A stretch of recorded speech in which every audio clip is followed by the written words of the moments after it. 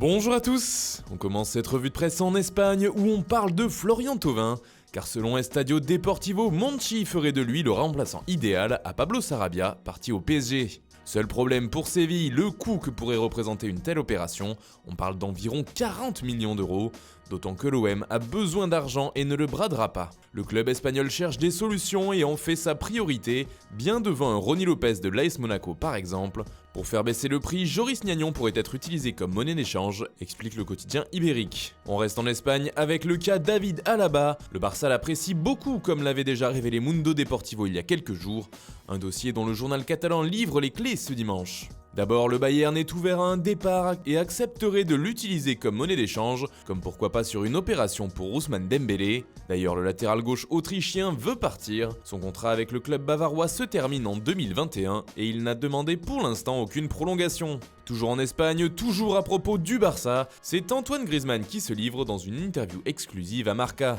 Il fait ainsi la une du quotidien ibérique. Le Français s'est notamment expliqué sur sa signature à Barcelone. Quand tout a été résolu et que j'ai signé au Barça, j'ai appelé mon père et j'ai pleuré de joie. Griezmann a également avoué qu'il s'attendait à être sifflé pour son retour à Madrid. D'ailleurs, un autre joueur fraîchement transféré a donné ses premiers mots sous ses nouvelles couleurs.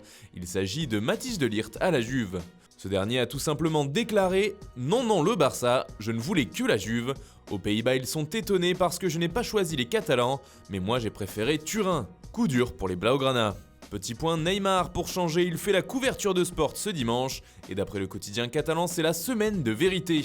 Le Barça, Neymar et le PSG vont utiliser les prochains jours pour concrétiser le transfert du Brésilien. Toujours d'après Sport, les Parisiens qui négocieraient en parallèle sur le cas d'Ibala commenceraient à être pressés de régler le dossier Neymar. Pourtant hier soir, à l'issue du match nul 1-1 contre Nuremberg, Leonardo a déclaré que rien n'avait changé et qu'il n'avait reçu toujours aucune offre pour la star brésilienne.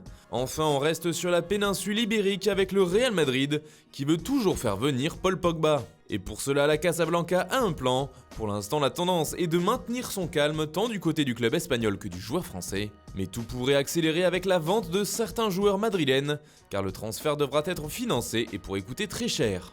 Selon AS, United en demanderait 200 millions d'euros, une somme énorme même pour le Real. Bale, James Rodriguez ou encore Mariano Diaz sont les plus susceptibles de partir, ils sont en tout cas considérés comme indésirables. Zidane n'a ainsi pas mâché ses mots à propos du joueur gallois. Bale a été laissé de côté parce que Madrid tente de le vendre, s'il peut s'en aller demain c'est mieux, a-t-il affirmé.